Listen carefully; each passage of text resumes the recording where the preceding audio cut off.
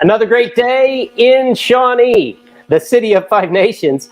And today we're privileged to have Ward 5 candidate Joey Ward with us. How'd you manage that, Joey? Ward 5, Joey Ward. I just lucked into it by name there. That was great.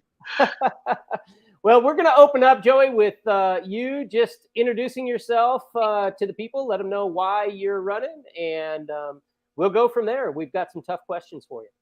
Okay, well, I am Joey Ward, and I am running for Ward 5.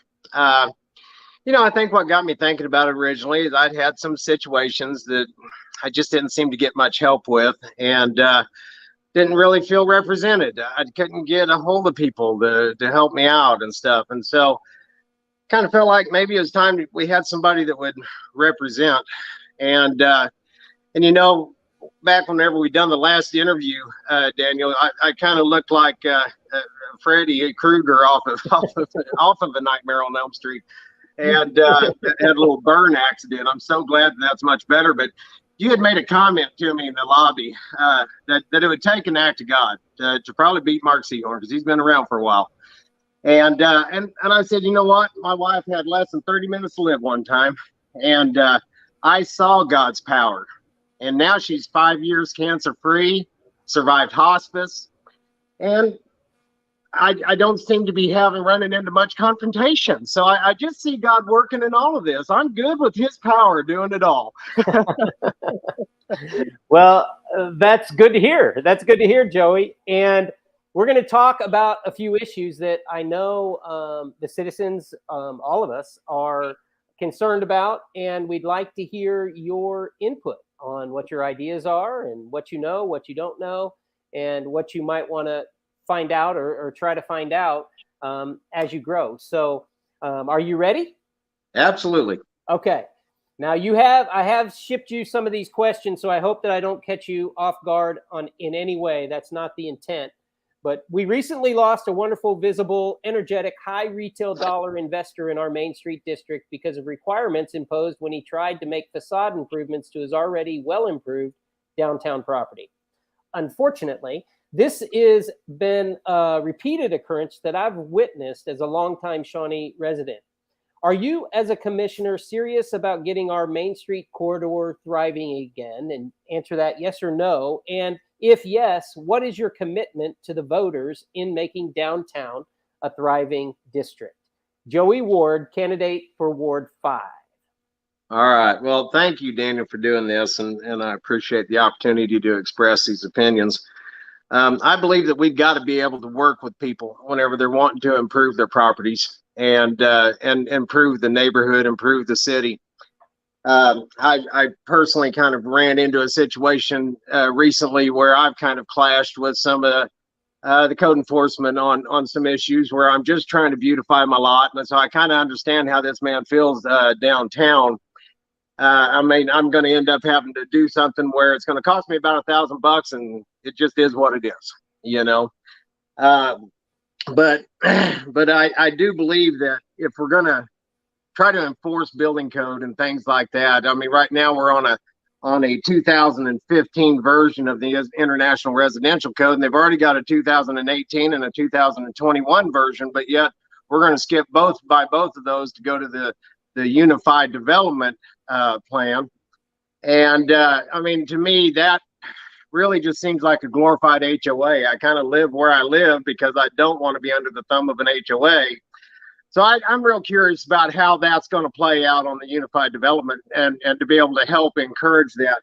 As far as encouraging business downtown, I'd love to see an app that we can use to encourage shopping in Shawnee. Maybe get double points if you're doing your shopping downtown and stuff like that, and be able to have rewards to be able to encourage that sales tax revenue, and then give some of it back to the community in the form of rewards or prizes. And I just think there's a way to do something like that and really encourage that shopping here in Shawnee and help us to encourage our retailers.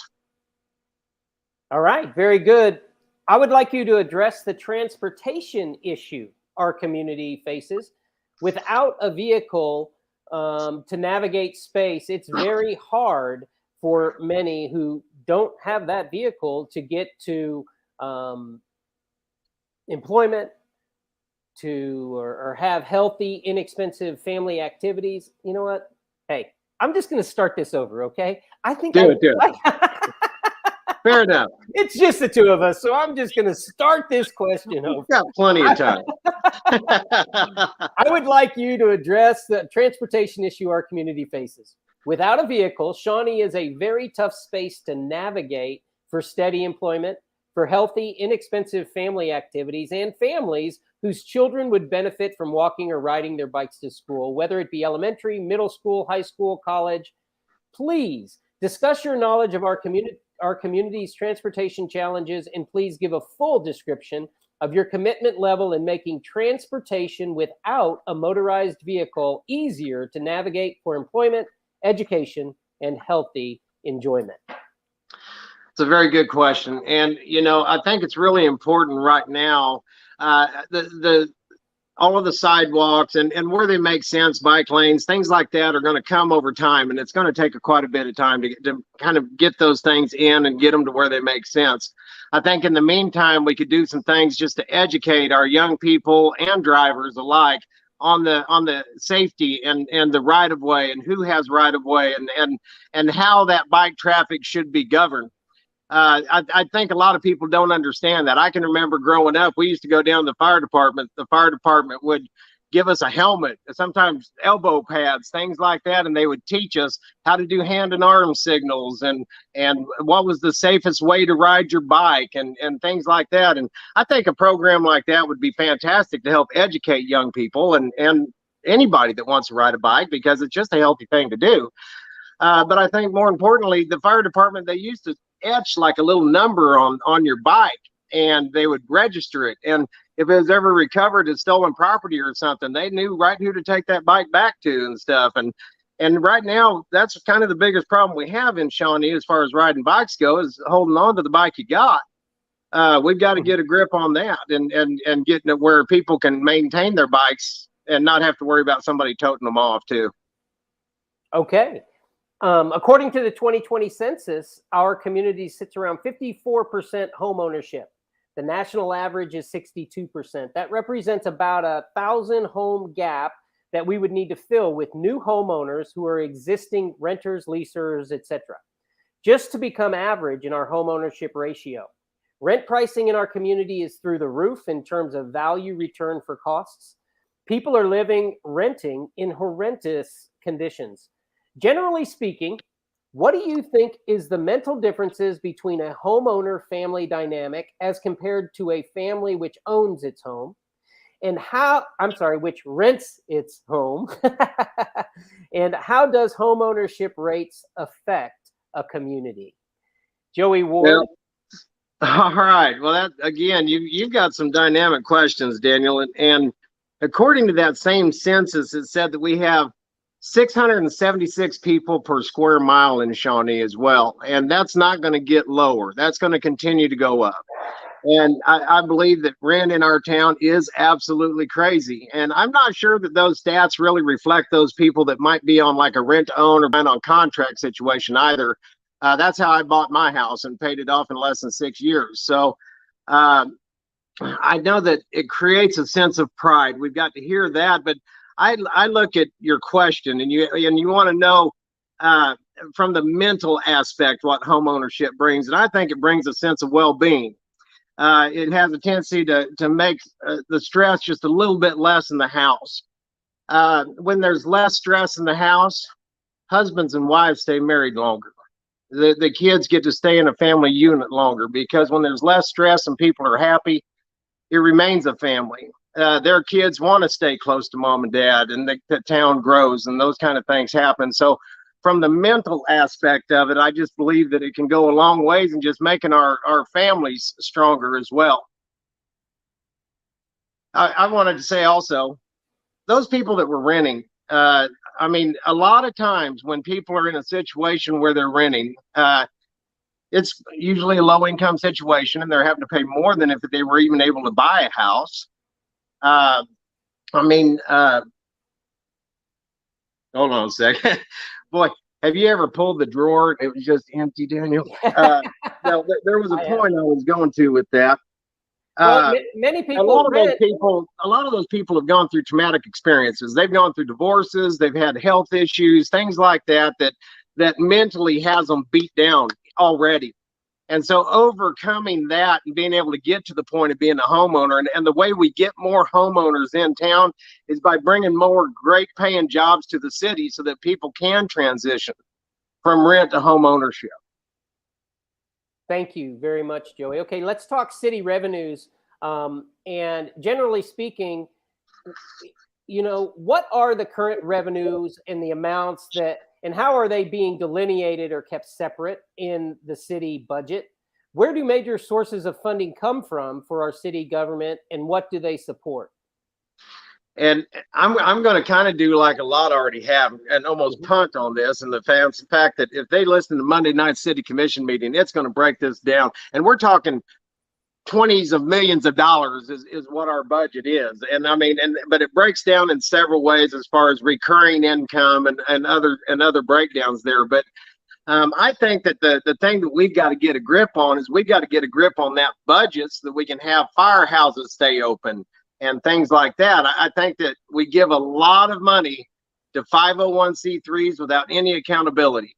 And I believe that in the future that we need to have accountability for the money that we've given to 501c3s. We need to know what are their salaries, in their percentage of salaries inside of that 501c3.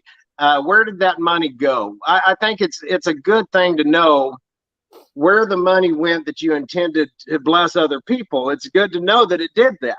And so I just think that we need more accountability on that level so that we can maybe take those funds that we're giving away and maybe be able to staff our firehouse or get a few more police officers or do what we need to do. Okay. Now, periodically in these discussions, I like to kind of challenge a little bit to say, okay, that sounds great. But now I've heard this a couple of times.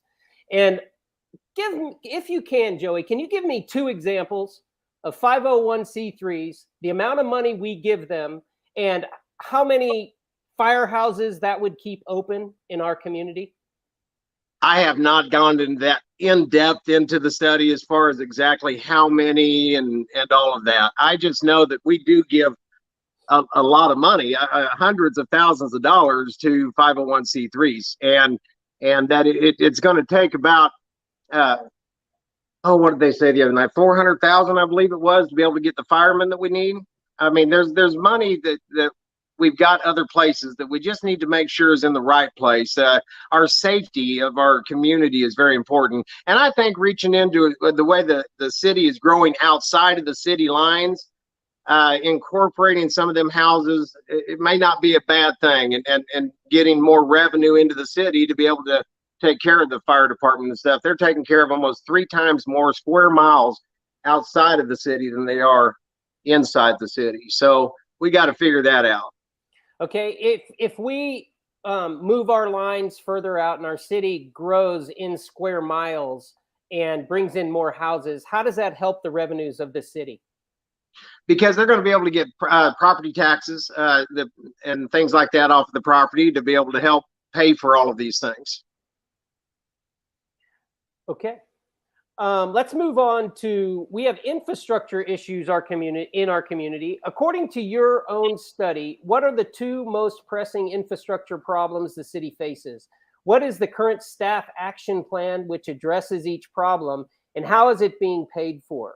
Is the ongoing solution going to be effective? Why or why not? If not, offer your plan for a different infrastructure solution. Generally, how much it would cost and where the money to pay for it will come from. All right. Thank you. Well, Joey. I think most people know that my main infrastructure problem is water lines. That was kind of what started me all on this path.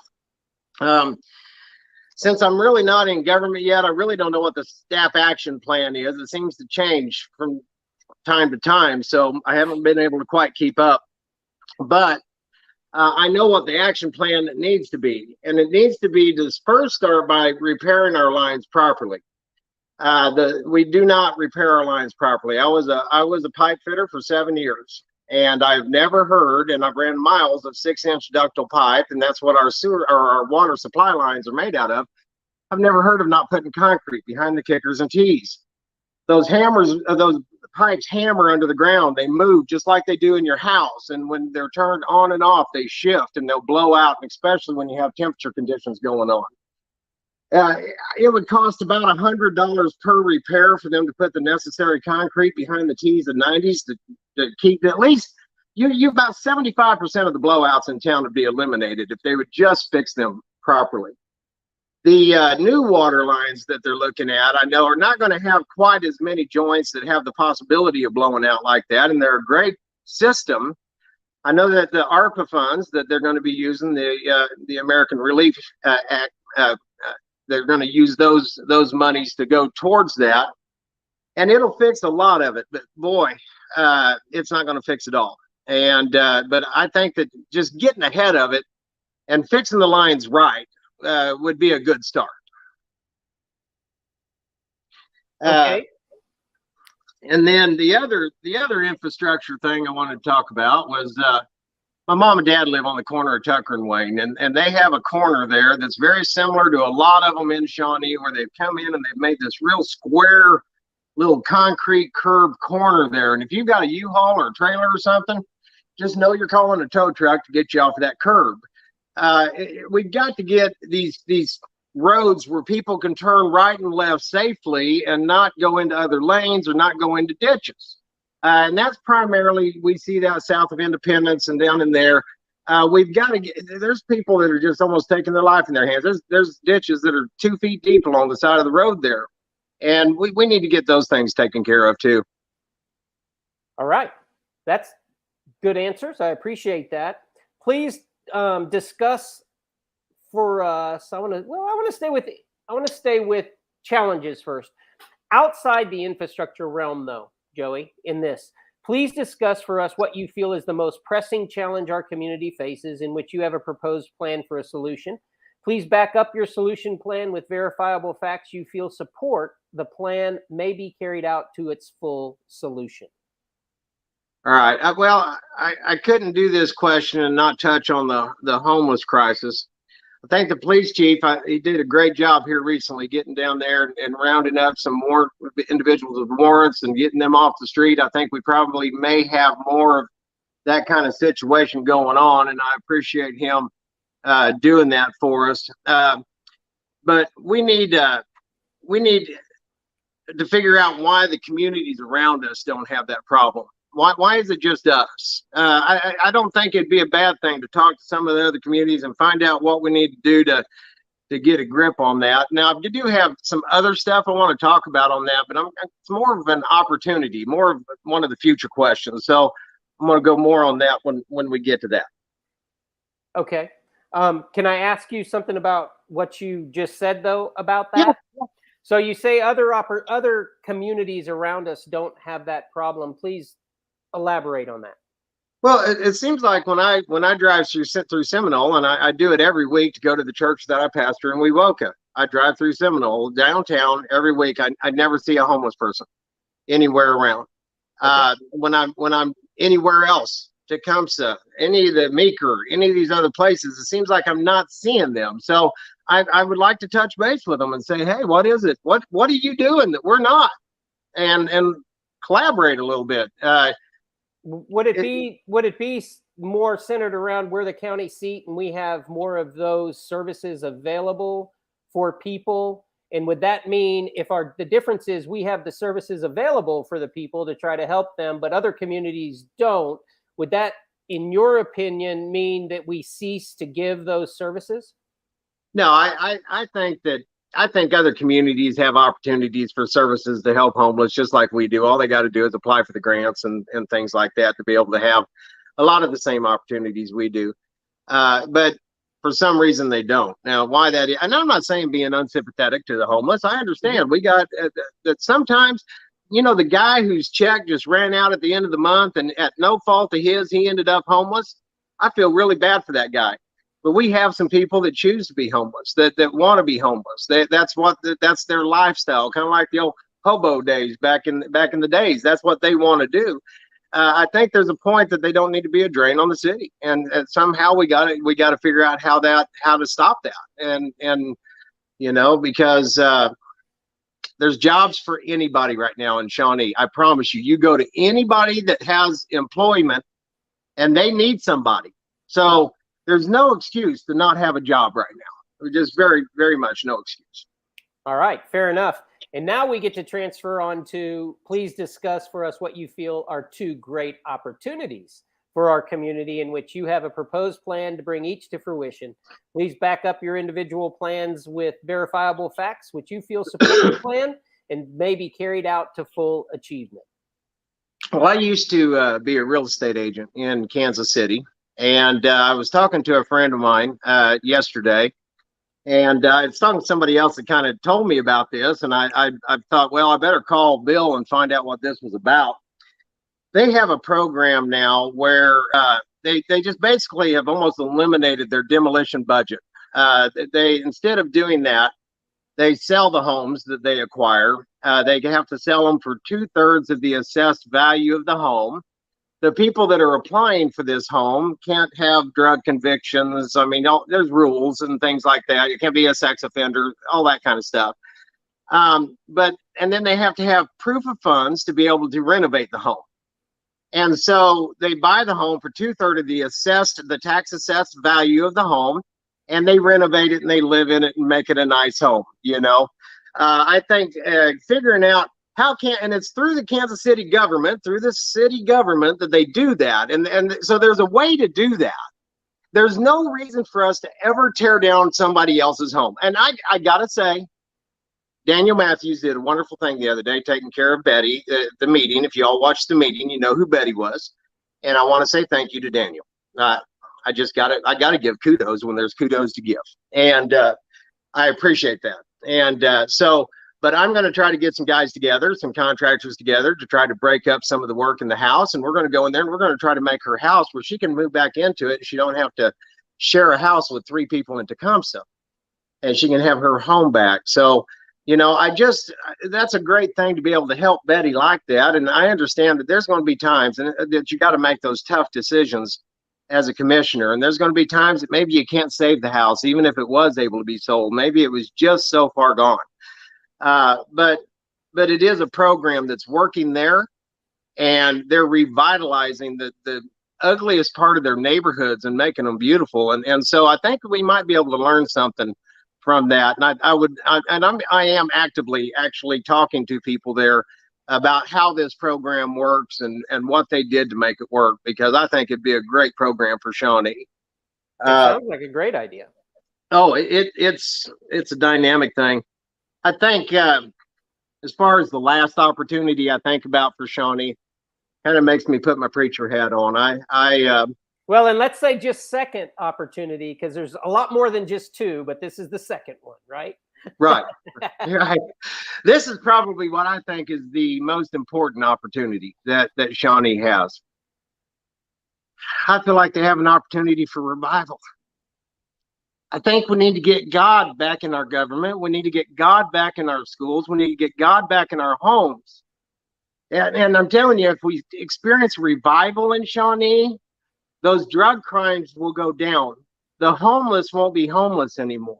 The hungry won't be hungry anymore, because we'll be doing the work of God. And I just, I'm just a firm believer that in the decisions I make, God's going to be involved in it. And like you said that one day, I said that I got to rely on the power of God. I'm all right with that. I'm all right with it. All right. Joey Ward. He candidate for Ward 5 in Shawnee, and everyone is going to have the opportunity to vote for every ward if you show up and vote. Most votes recently have been very, very small turnouts. And this year, we're looking for 20% turnout at the Shawnee polls. That's the goal for June 28th. The more people that get out and vote, the more the voice of the community will be heard, rather than the voice of just a few. If only 1 out of 10 voters actually get out and vote, there's just a few of us making many of the decisions. Today, we got the privilege of sitting with another candidate, Joey Ward.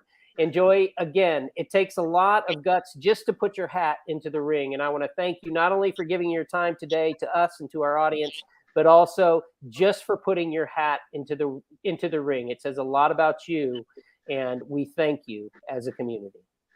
Hey, I just want to say, if you're sitting in the ballot box on June 28th and you're just like, you know what, I just don't know who I want to vote for, remember this. It's my birthday. All right. June 28th is my birthday. That should get it for me right there. Come on. I'm going to be 54, and I'm looking forward to serving the people of Shawnee. I really am. Okay. Thank you very much to Joey Ward, and thank you, Shawnee, because together, all of us, we build community one season at a time. Good afternoon, everybody.